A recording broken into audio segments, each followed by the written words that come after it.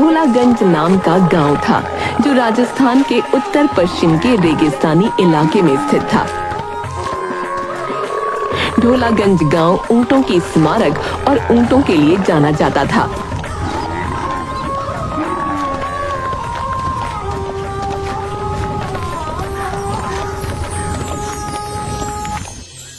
एक दिन पत्रकार शिकर ढोलागंज आता है ताकि वो ढोलागंज की कहानी अपने अखबार में छाप सके। वो जैसे ही गांव में प्रवेश करता है उसे वहाँ कई सारे ऊंट दिखते हैं। गांव के थोड़ा अंदर जाते ही उसे एक अभी नाम का व्यक्ति ऊंट के साथ दिखाई देता है। शिखर उसके पास जाकर उससे कहता है, जी सुनिए, मेरा नाम शिखर है। मैं एक पत्रकार हूँ और मैं इस गांव के बारे में लिखना चाहता हूँ। क्या आप मुझे बता सकते हैं कि इस गांव में ऊंटों को इतनी इज्जत और अच्छे से क्यों रखा जाता है? जी, मेरा नाम अभी है। आपका इस गांव में बहुत बहुत स्वागत है। इस गांव की कहानी बहुत लंबी है। इस गांव में ऊंटों को बहुत माना जाता है क्योंकि एक समय था जब एक ऊंट ने अपने दोस्त के लिए और इस पूरे गांव के लिए बहुत कुछ किया था। जी, मुझे पूरी कहानी सुननी है। क्या आप मुझे बता सकते हैं? मैं इस कहानी को अपने अखबार में छापना चाहता हूँ। ऐसा है तो चलिए मेरे साथ, मेरे घर चलिए। अभी अपने ऊंट के साथ साथ शिखर को भी अपने घर ले जाता है। अभी और शिखर घर में एक साथ बैठते हैं और अभी शिखर को ढोलागंज की कहानी सुनाने लगता है। बात है 1935 की।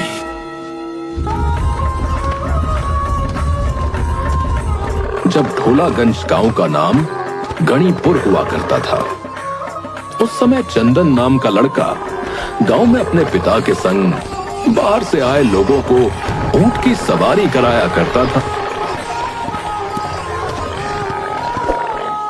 चंदन और उसके पिता के पास 2 ऊंट थे, एक मां और एक उसका बेटा जिसका नाम ढोला था। ढोला और चंदन काफी अच्छे दोस्त थे। हर सुबह चंदन के पिता ऊंट का दूध निकाला करते थे, मगर ऊंटनी हमेशा 2 लोगों का दूध अपने अंदर बचाए रखती थी। तो एक दिन जब चंदन के पिता ऊंटनी का दूध निकाल रहे थे, वाह, मैं हर रोज तुम्हारा दूध निकालता हूँ और हर दिन देखता हूँ कि तुम 2 लोगों का दूध अपने अंदर बचाए रखती हो, एक अपने बेटे ढोला के लिए और दूसरा मेरे बेटे चंदन के लिए। ढोला और चंदन हमेशा साथ में घूमा करते थे। एक दिन चंदन और ढोला गांव के बाजार में घूम रहे थे। तभी चंदन को एक दुकान में बड़ी अच्छी गले की चेन दिखाई दी जिस पर एक अनोखी हीरे जैसी वस्तु लगी हुई थी। अरे वाह, ये तो बड़ी ही खूबसूरत चेन है। ढोला, ये तुम पर बहुत अच्छी लगेगी। मैं अभी तुम्हारे लिए ये खरीदता हूँ। चंदन की एक दोस्त और थी जिसका नाम पूनम था। जब चंदन वो चेन ढोला के लिए खरीद रहा था, उसी वक्त पूनम वहां आ जाती है और चंदन से कहती है, अरे चंदन, ये इतनी महंगी और खूबसूरत चेन तुम किसके लिए खरीद रहे हो? ये चेन तो मैं अपने दोस्त ढोला के लिए खरीद रहा हूँ। मगर ये तो ऊंट है। चंदन, तुम इस पर इतने पैसे क्यों खर्च कर रहे हो? अरे ऊंट है तो क्या हुआ, है तो मेरा दोस्त ही ना। हम दोनों ढोला की माँ का दूध हर दिन पीते हैं। पूनम, तुम मेरे दोस्त ढोला के बारे में कुछ मत बोला करो, ये मेरा सबसे अच्छा दोस्त है। ये कहकर चंदन और ढोला वापस अपने घर की ओर निकलने लगे। जाते वक्त चंदन रास्ते में रुक गया और ढोला को उसने वो गले की चेन पहना दी। जैसे ही उस चेन को चंदन ने उसके गले में पहनाया, ढोला ने इंसान की तरह बात करना शुरू कर दिया। ये तो बहुत खूबसूरत चेन है। ढोला, तुम बात कर रहे हो? चंदन, तुम्हें मेरी भाषा समझ आ रही है? मैं तो इंसान की तरह बात कर रहा हूं। ये सब इस चेन की वजह से हुआ है ढोला। ये तो जादुई चेन है चंदन। इस चेन की वजह से मैं तुमसे बात कर पा रहा हूं।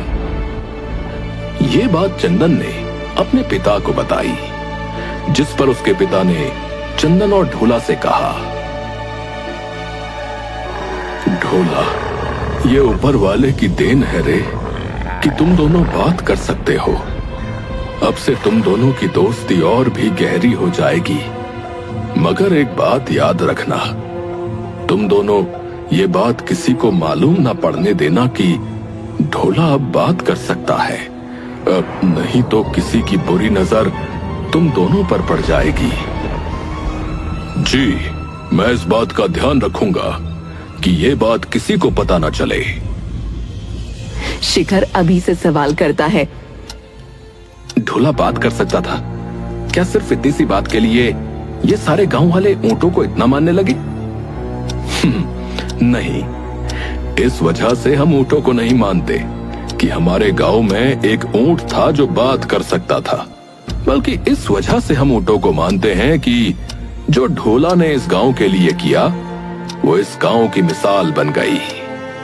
अब ऐसा क्या किया ढोला ने जो पूरे गांव वालों के लिए मिसाल बन गया? ढोला बोलने लगा था, जिस वजह से चंदन और उसकी दोस्ती गहरी हो चुकी थी। मगर थोड़े ही दिनों बाद गणीपुर गांव में पानी की कमी के कारण अकाल आ गया। गांव के सारे कुएं सूख चुके थे। तभी चंदन के पिता ने चंदन को बुलाया और उससे कहा, बेटा, गांव के लोगों को कहीं पानी नहीं मिल रहा है और जल्द ही उनका जमा किया हुआ पानी भी खत्म हो जाएगा। तुम्हें रेगिस्तान के रास्ते से जाकर पानी का कोई जरिया ढूंढना होगा। चंदन के साथ उसकी दोस्त पूनम भी खड़ी थी। चंदन और उसके पिता के बाद पूनम ही थी जिसे यह पता था कि ढोला बात कर सकता है। चंदन के पिता की बात सुनकर पूनम कहती है, अब बिल्कुल चिंता मत कीजिए, मैं भी चंदन के साथ गांव वालों के लिए पानी ढूंढने जाऊंगी। पिताजी, मैं, पूनम और ढोला अभी रेगिस्तान की ओर निकलते हैं पानी को ढूंढने के लिए। ढोला के साथ चलने की बात पूनम को हजम नहीं हुई। क्या वो ढोला भी हमारे साथ चलेगी चंदन? हाँ पूनम, ढोला भी साथ आएगा।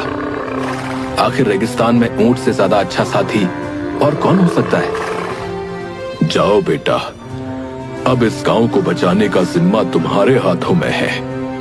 पानी ढूंढे बिना वापस मत लौटना। जी पिताजी, हम लोग पानी ढूंढकर ही रहेंगे।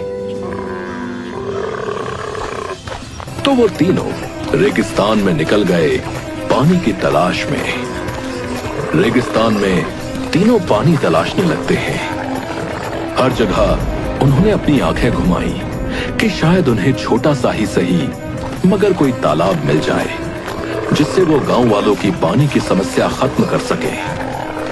मगर एक पूरा दिन बीत गया और उन्हें पानी का एक कतरा तक नहीं मिला, जिससे परेशान होकर पूनम ने चंदन से कहा,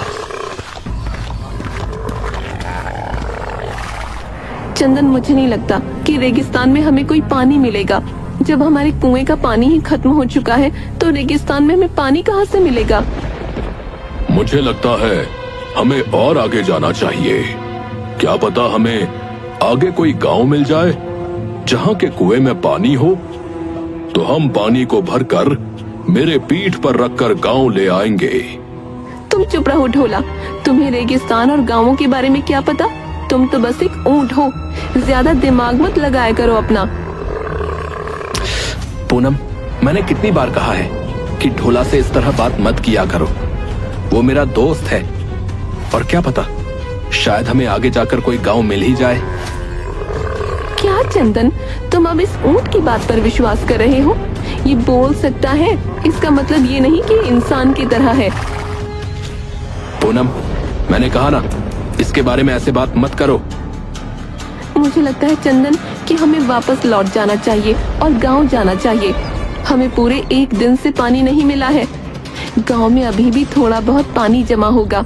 अगर हम अभी मुड़े तो सही समय पर गांव लौटकर पानी पी सकेंगे। चंदन ने बिना कोई संकोच किए पूनम को जवाब दे दिया। नहीं, जब तक मुझे पानी नहीं मिलता मैं वापस नहीं जाऊंगा। जो पानी गांव में जमा है वो जल्द ही खत्म हो जाएगा। फिर गांव वाले आगे कैसे जी पाएंगे? मुझे लगता है कि हमें हार नहीं माननी चाहिए। मुझे भी लगता है कि हमें हार नहीं माननी चाहिए।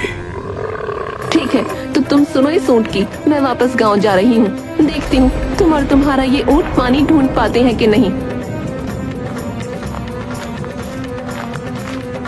पूनम, जो चंदन की बचपन की दोस्त थी, उसे रेगिस्तान के बीच में छोड़कर वापस अपने गांव लौट गई, जिससे चंदन थोड़ा हताश हो गया। चंदन को हताश देख ढोला ने चंदन से कहा, हताश मत हो चंदन, हम जरूर गांव वालों के लिए पानी ढूंढ लेंगे। तुम्हें याद है ना, तुम्हारे पिताजी ने तुमसे क्या कहा था? हाँ, यही कि जब तक पानी न मिले वापस मत लौटना। गांव वालों को बचाने की जिम्मेदारी अब हमारे हाथों में है। चलो ढोला, हम वापस नहीं लौटेंगे जब तक हमें पानी न मिल जाए। दोनों पानी की तलाश में रेगिस्तान में और अंदर जाते रहे और दर बदर पानी को खोजते रहे। रेगिस्तान में आंधी तूफान आए, मगर उनके मन में एक बार भी यह सवाल नहीं आया कि हमें वापस लौट जाना चाहिए। वो गांव वालों के लिए पानी ढूंढने के लिए रेगिस्तान में जाते रहे। जैसे जैसे वे लोग रेगिस्तान के अंदर जा रहे थे, वैसे वैसे चंदन की हालत खराब होती जा रही थी। तभी ढोला को रेगिस्तान में एक छोटा सा तालाब नजर आया। चंदन, देखो देखो, सामने ही तालाब है। ढोला, ढोला, आखिर हमें पानी मिल ही गया। हमें पानी मिल ही गया। अब हम गांव को बचा लेंगे ढोला। ढोला और चंदन उस तालाब की ओर जाने लगे, पर जैसे ही वो तालाब के पास पहुंचे, पानी की कमी के कारण चंदन बेहोश हो गया और नीचे गिर गया। चंदन, चंदन, उठो उठो मेरे दोस्त, अपनी आंखें खोलो। ढोला तालाब के और करीब आया ताकि थोड़ा पानी अपने मुंह में लेकर चंदन पर छिड़क सके, मगर जैसे ही उसने पानी पीने की कोशिश की, वैसे ही पानी के पास एक जादूगरनी प्रकट हो गई और उसने ढोला से कहा, रुक जाओ ऊंट, मैं जादूगरनी हूँ और ये तालाब मेरा है। इसमें मेरी अनुमति के बिना कोई भी पानी नहीं पी सकता है। जादूगरनी जी, मैं ढोला हूँ। मेरा दोस्त चंदन पानी की कमी के कारण बेहोश हो गया है। हम दोनों गांव के लिए पानी की तलाश में इस रेगिस्तान में आए थे। हमारे गांव को पानी की बहुत आवश्यकता है। कृपया इस तालाब का पानी हमारे गांव वालों को इस्तेमाल करने दें। तुम पहले ऊंट हो जिससे मैंने बात करते सुना है।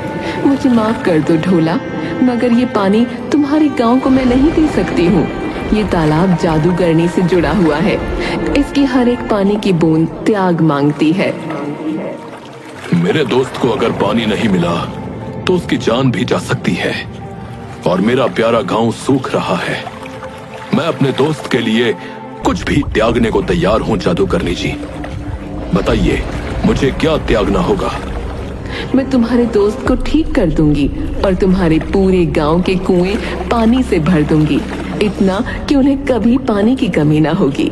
मगर ये सब मैं तब करूंगी जब तुम ये गांव छोड़कर मेरे साथ जादू नगरी में चलोगे।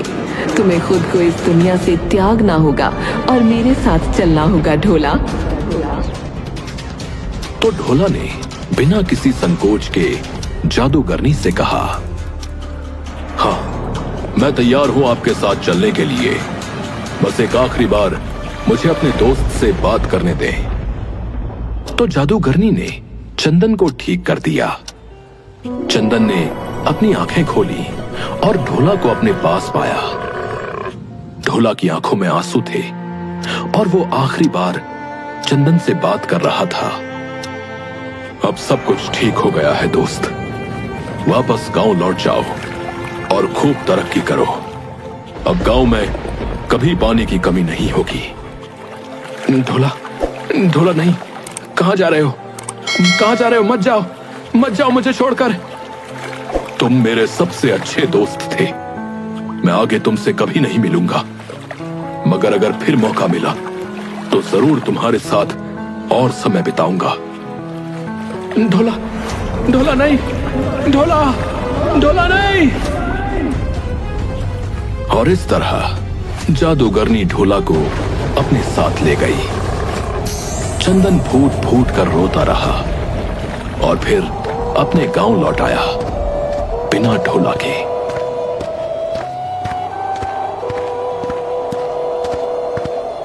उसने अपने पिता और पूरे गांव को यह कहानी सुनाई और उस दिन के बाद से सारे कुओं में पानी भर गया और कभी खत्म नहीं हुआ। और इसीलिए ढोला के सम्मान में गांव का नाम बदलकर ढोलागंज रख दिया गया। ढोलागंज की कहानी सुनकर शिखर की आंखों में आंसू आ जाते हैं। ऊंट यहाँ पर दोस्ती का प्रतीक है। ढोला ने हमारे गांव को बचाया था, जिस वजह से इस गांव में ऊंटों को इतना मान दिया जाता है। अरे वाह, ये कहानी मैं जरूर अपने अखबार में छापूंगा ताकि लोग इसे पढ़कर प्रेरणा लें। और आपका बहुत बहुत धन्यवाद ये कहानी सुनाने के लिए। और हाँ, आपने इसे बहुत अच्छे से सुनाया। अच्छे से अच्छे से तो सुनाऊंगा ही ना, क्योंकि ये कहानी मेरे परदादा चंदन जी की जो है।